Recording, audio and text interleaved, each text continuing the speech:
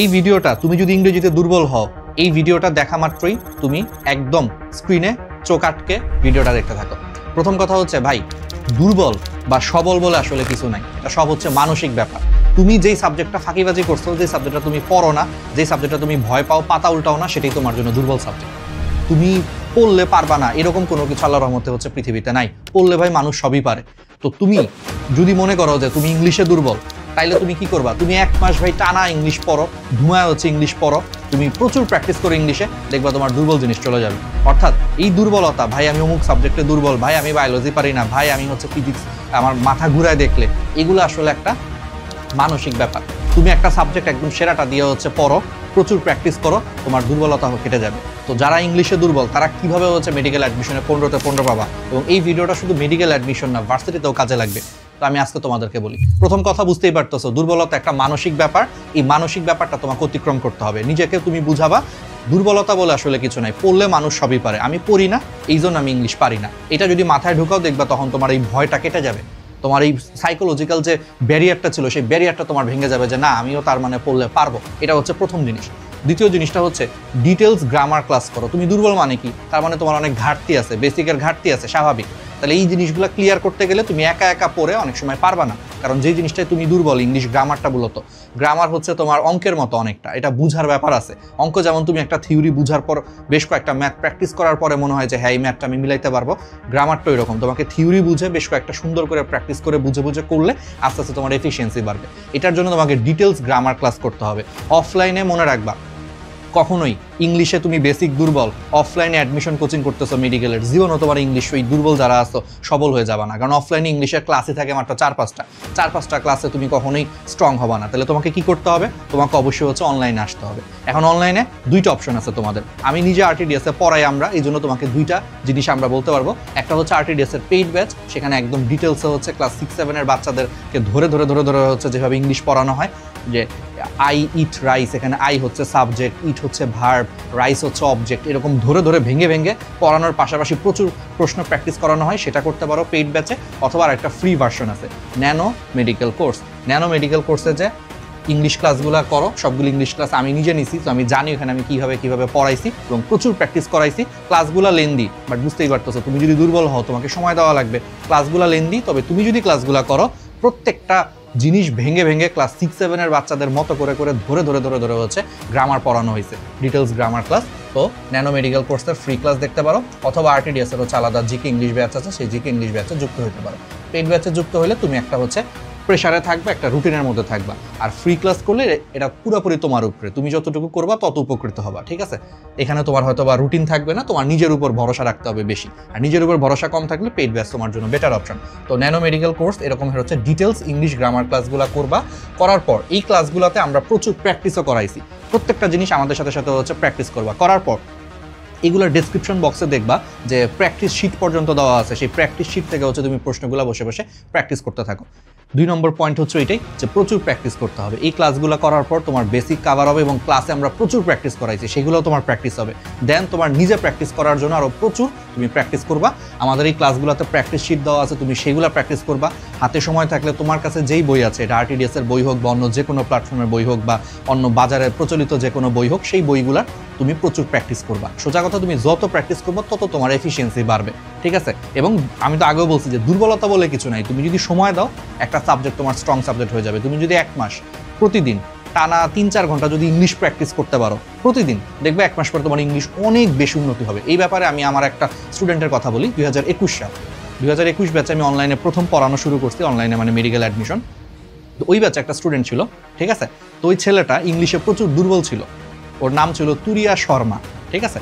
তো আমার এখন ওর নামটা মনে আছে, ও প্রচুর আমাকে জ্বালাইছিল ওই ব্যাচটাতে। যাই হোক, ইংলিশে অনেক দুর্বল ছিল।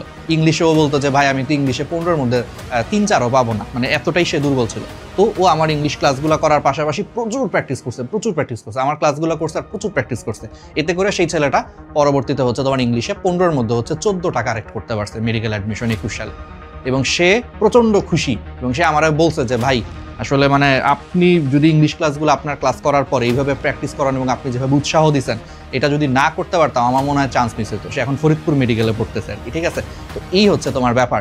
তাইলে এই যে ব্যাপারগুলা তোমাকে বললাম, তাইলে তোমাকে কি করতে হবে, ওই ছেলেটা যে 15তে হচ্ছে 3-4 পায়, সে পায়া গেছে পরে 14, ঠিক আছে? তাহলে এর জন্য কিন্তু ও ইনসেন লেভেলের পরিশ্রম করছে। আমি যত ক্লাস করাইছো প্রত্যেকটা ক্লাস করছে, আমি বলি ও কি করছে, প্রত্যেকটা ক্লাস করছে। ক্লাসের পর আমি যে প্র্যাকটিস শিট দিতাম, সে প্র্যাকটিস শিট প্র্যাকটিস করার পর ওর কাছে আবার যে বই ছিল, 21 সালে তো আমার প্রথম ব্যাচ ছিল এটা অনলাইনে, তো তখন আমাদের বই ছিল না RTDS এর, ওর কাছে যেই বইটা ছিল সেই বইটা থেকেও বসে বসে প্র্যাকটিস করতো এবং সেইগুলোর প্রবলেম মাঝে মাঝে আমাকে পাঠাইতো যে ভাই আজকে এই 100টা প্র্যাকটিস করছি, ভাই আজকে এই 150টা প্র্যাকটিস করছি, এর মধ্যে ভাই অলমোস্ট অনেকগুলোই পারছি, এই 3টা প্রশ্ন একটু যদি বলে দিতেন এটার অ্যান্সার কি হবে, আমি তখন বলে দিতাম যে আচ্ছা এটার অ্যান্সার এরকম হবে, এরকম করে করে সে ইচ্ছা মতো প্র্যাকটিস করছে। তো এই জন্য ওর স্ট্রাগলটা আমি চোখের সামনে দেখছি। তো এইভাবে যদি তুমি প্র্যাকটিস করতে পারো ভাই, 15তে 15 না পাও ভাই, 13-14 পাইলেও তো তোমার লাভ, ঠিক আছে? আর 3 নম্বর জিনিসটা তো বললাম, রেগুলারিটি মেনটেন করতে হবে। তুমি আজকে ইংলিশ অনেক বেশি হচ্ছে পড়া উড়ায় ফেলছো, 4-5 ঘন্টা পড়ছো, এরপর আবার 5 দিন তুমি ইংলিশ বইও ধরো নাই, তাইলে হবে না। যেই সাবজেক্টে তুমি দুর্বল, ব্যাপারটা শুধু ইংলিশের ক্ষেত্রে না, যেই সাবজেক্টে তুমি দুর্বল ভাই, তোমার রেগুলার প্র্যাকটিস করতে হবে এই সাবজেক্টটা।